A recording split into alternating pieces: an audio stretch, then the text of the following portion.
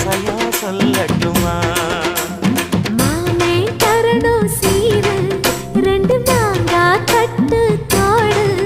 நீ சிரிக்கிற தங்கத்தேரு, ஓ தேவை என்ன கேளு.